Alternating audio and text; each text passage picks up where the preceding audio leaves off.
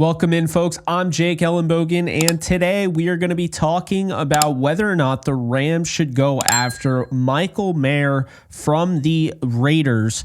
They've been a team that has long awaited to find their tight end of the future. Tyler Higbee is, without a doubt, the greatest tight end in Rams history, statistically at least.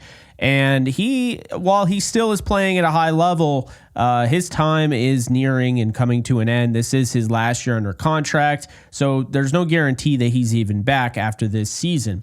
With that said, Michael Mayer just became available. The Raiders are, basically taking on all sorts of interest from all sorts of teams, and I'm going to tell you whether or not the Rams should trade for him. Before we get into that, be sure to like, subscribe, and comment. Be sure to follow me on all social media at JKBogan, including Instagram, TikTok, Twitter, and Kick. And in addition to that, just want to let you guys know that today's sponsor is BetUS, and you can get a 150% bonus match on your first deposit and 125% on your next two deposits using the code YouTube150. So if you're looking for a sports book, baseball season right around the corner, March Madness, NBA, NHL, what have you, BetUS has you covered. So be sure to check them out. And as always, be sure to bet responsibly.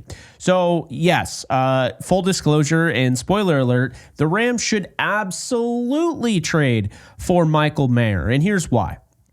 He is going to be 24 in July. Still very young, like a lot of these, tight ends in the draft. He's 6'4", 265 pounds. And this guy only has 48 receptions for 460 yards and 2 touchdowns over 2 seasons. Now, that might not be a reason to trade for him. Just hear me out. There's a lot to it. And also, why else would he be available right now? This is a 35th overall second rounder in 2023. Like, why would he be available for anything other than the lack of production and fit? His contract, what would the Rams take on if they trade for him? It would be 2 more years of control, so 2025 and 2026. He'd be a free agent after the 2026 season. The cap number at no point during those 2 years would exceed $3 million in terms of those years in cap space. Now, why is he available? He's available because Brock Bowers' emergence in the offense, the lack of production, and just not a lot of opportunities. I mean, make no mistake, I'm sure the Raiders wouldn't mind having him. But this guy doesn't want to be there. And when he was drafted in the second round, I'm sure he thought he'd be the franchise's tight end for the next 10 years. But the way the NFL works is that's not always the case. And when Brock Bowers stupidly, and I say stupidly, fell into the Raiders' lap, the Raiders knew they were picking him. Now, the Rams tried to trade up for Bowers. They tried to trade up the previous year for Dalton Kincaid.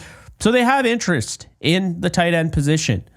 Will this be the year they finally do it? I don't know if they are going to get Michael Mayer or not. What I do know is that the reason why I like him, and I went and I watched like 6 games of his on film, and I can tell you right now, the reason why I like this guy so much, missed tackles forced. Okay, MTFs for short. He has more, and I need you to understand what I'm telling you here because he's not getting the same, repetitions as some of these other guys. He has more MTFs, missed tackles forced, than the Rams tight end room combined the last 2 years put together. Understand that.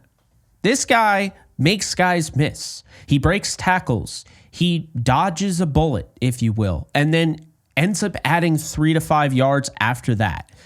He has a trait, a skill that is not evident on this roster. The only one who's even close is Tyler Higbee. Now, the good news for the Rams is that Davis Allen did have 5 missed tackles forced in his rookie year. This past year, he dealt with a back injury. So the hope is that, maybe this year he's a lot better. And I like Davis Allen as a third option.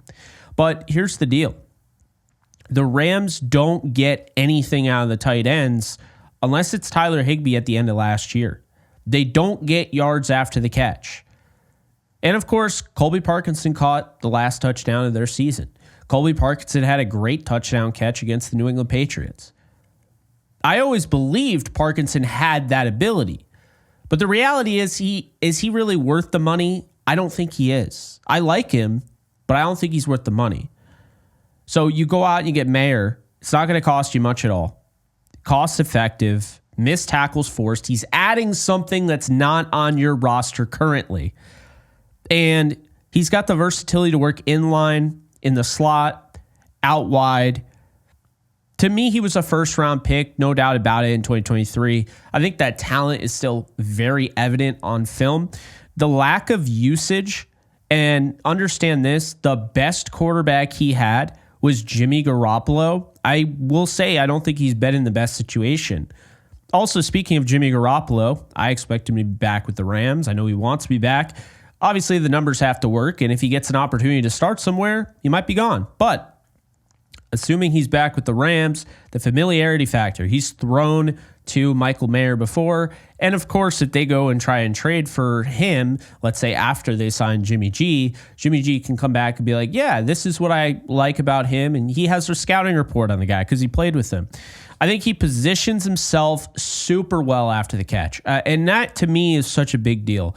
See, a lot of these guys aren't just good after the catch because they break tackles or anything like that. Put yourself in the best position where once you make the catch, you're able to turn up field without any sort of hitch. And that is what you see with a guy in Michael Mayer. He fights for every single yard. He's a solid route runner, creates the separation needed, and he does separate on film. He makes contested catch after contested catch, and he's a willing and pretty solid blocker. I do think that is probably the area of his game I think he needs to improve on the most, but he's not a bad blocker. There's a lot to work with, and I think I just trust the Rams coaching staff to get him to the best the best he could be. Now, the Rams, will they do this? I don't know. But what the real question you're probably asking is, what the hell would this cost? And I tend to talk some players up when I really like them. I'm not trying to say, Michael Mayer's anything that you don't know. Okay, like he's not 1,000-yard receiver or whatever. But I'm going to tell you this right now, and I don't care how controversial it is to say this, because I know every Rams fan, it seems like, wants this guy. I would take Michael Mayer, whatever his deal is, over Kyle Pitts. Kyle Pitts is about $10 million you're going to have to pay. That's his cap hit. So I would still take Mayer. Plus, he's not going to cost as much draft capital. People ask me, what would that cost? Well, I think the most. You are spending a fourth rounder at most to get a second rounder that is still a second round, borderline first round talent, but just isn't in a good position, hasn't been utilized, hasn't had great quarterback play, which would all change if you went with Matthew Stafford, Sean McVay, got to play alongside Tyler Higbee. I think he needs the change of scenery, no doubt, but I think the Rams are a natural fit for him. So a fourth rounder at most. Would the Rams do that? Well, I don't believe they currently have a fourth rounder. So let's just say fifth rounder, right? I think the fifth rounder is the most likely. Now, keep in mind, I think a big thing here is when it comes to, a guy like Michael Mayer, and he's got interest already, a lot of it. There's going to be teams that are trying to trade for him, and they're going to drive up the price. So I think the question is a team willing to go to a fourth round or even a third round pick? Because if that's the case, it can price other teams out of it. The benefit for the Rams, they're in the NFC. Normally an AFC team or an NFC team doesn't want to trade inside of their conference. They don't. So that's one thing. Another thing is the tight end class is really good, or at least top heavy, really good. Like you have guys that you should trust probably more than Mayer, I guess, like, with Tyler Warren and Colston Loveland. So that could lower his value. I think a sixth rounder is the lowest it's going to get. But the thing about him is his tape tells me not enough playing time, not enough opportunities, not feature in the offense, especially since Brock Bowers came into the mix. Better than giving credit for, and really feels like he is just going to work so well with a guy like Matthew Stafford. So many times, this guy's always trying to put himself in position to succeed after the catch and put himself in the best position to get open and be loud enough and vocal enough to get the football. And I just feel like if Stafford had a guy like that, oh yeah, I can dump this off 5 yards. He's already positioning himself upfield. He's going to come down with the catch, and he's going to make a guy miss, and he's going to get the first down. I mean, how many drives last year stalled because they threw that that curl to a tight end or whoever, and they got nothing after it. They just get decked and they fall to the ground. This guy stays on his feet. I think this is really part of what the Rams are missing with the lack of explosives. They're missing that missed tackle force type of guy. Now, understand this. He had a sprained toe in 2023. He missed 3 games. He had a personal issue where he missed some games in 2024, but very limited injury concerns here. So that is a really good sign. If you're going to go out and trade for one of these guys, he doesn't have a laundry list of injuries like you would expect. And then to me, if you go after Mayer, I probably butchered his name, but if you go after Mayer, understand this. You get a guy like this and he ends up panning out. Well, you don't have to draft a tight end early on. And that's actually good. Tight end hit rates are not high in the first round. It's technically a very risky thing to do. Even when they're good enough to be drafted in the first round, it's still a risky pick. It would allow the Rams to focus their draft capital on going out and getting a receiver, building the long term where you go out, you get your tackle of the future behind Havenstein.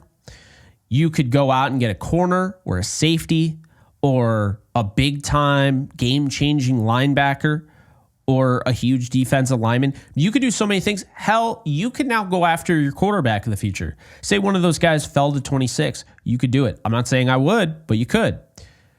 By checking a box, going after Mayer, who, by the way, Tyler Higbee's still the starter right now. So there's not necessarily a panic at tight end. They have Higbee, they have Parkinson, they have Davis Allen, all of which should be better in 2025. So since it's not as pressing of a need as maybe I make it out to be, if they go out and they get Mayer, they don't really have to worry about drafting anybody. And that really does clear up the idea of like, okay, we can go out and get this guy or we could trade up for this guy. You don't have to really focus on trying to get Loveland or Warren and be at the mercy of some of these other teams. Now, of course, the bad side of that, the negative side of that is, say you get Mayer, doesn't work out, he's terrible, and you didn't draft that tight end, so it puts you a year behind the 8 ball, and Tyler Higbee is hitting free agency. I think that is a risk that I'm willing to take. So the final verdict here is that the Rams should 1,000,000% go and offer a 5th-round pick if they can get him. Michael Mayer, make him a Ram. I think he'd be a perfect fit alongside Tyler Higbee. I think he can grow into his role. And to be honest with you, I think the best is yet to come. This is one of the best value trades, in my opinion, potential value trades that I've ever seen. I mean, this guy shouldn't be available. He is, because they have a rare tight end in Brock Bowers who should not have fallen into his lap. They have a unique situation with Tom Brady becoming the minority owner later on in the season last year, confirmed. So now that he's taking over, like, he didn't draft Michael Mayer. There's no connection there, what have you. So there's a lot of different things, new quarterback, new culture, all of that. And of course, he wants out because he wants an actual role.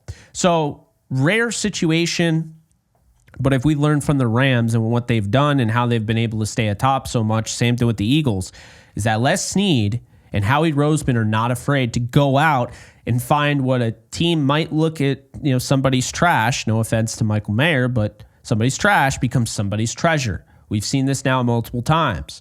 I can't tell you how many times I brought up Mekhi Becton, and the Eagles turned him into a stud, right? Developed him. There are guys like that. The Rams have gotten guys in before where it's like, they didn't really pan out. Now all of a sudden they bring them in. This should be no different. Make it happen. It's a great fit. I think Sean McVay would absolutely love him, and they can focus their attention on being more open in the first round instead of trying to force their hand in getting a tight end like they have done, or at least tried to do in the past. So that's what I have for you guys. I think Michael Mayer's a no-brainer fit. If you can get him for a 5th rounder, you are jumping for joy. I understand a lot of people want Kyle Pitts. I think Mayer can be a better player. I'm just being honest with you. I think the things that he possesses, they are rare. He didn't run the fastest 40. He isn't the fastest guy. He's not the most agile tight end in the world, but he is still agile. He's still fast. And this is a guy that's going to make you pay if he goes to the right team with the right quarterback and the right head coach and all of that. And guess what? The Rams are that right team. I think if you go into this season and you add a wide receiver in the first round, and you have Puka Nacua, you have Jordan Whittington, you sign Devontae Adams, and you trade for Michael Mayer. Fun fact, they were both teammates with the Raiders. I think you're in like fantastic shape. The offense all of a sudden just making a few moves there has completely changed. And I think it sets the tone. I think it sets the tone like you want big time plays. You want big plays. You want yards after the catch. Mayer's going to provide that. But that's what I have for you guys. So let me know in the comment section below if you want Michael Mayer, if you want to clown me because it's probably Michael Mayer. I don't know. I don't know. Like, I knew it and now I don't. So yeah, sound off in the comment section. Also check out today's sponsor, BetUS. Of course, bet responsibly. YouTube 150 is the code, and I'll see you guys soon. Later, folks. All right, guys. So once again, just want to let you guys know that you can check out my new side project, The Lounge. I interview athletes, musicians, actors, actresses, all the nine. So definitely check it out over on the Lounge with Jake Ellenbogen channel. Be sure to subscribe and enjoy. In case you guys haven't noticed, I do have a Discord channel for my community on this channel. And if you want to be a part of it, it is free. The link is in the description below.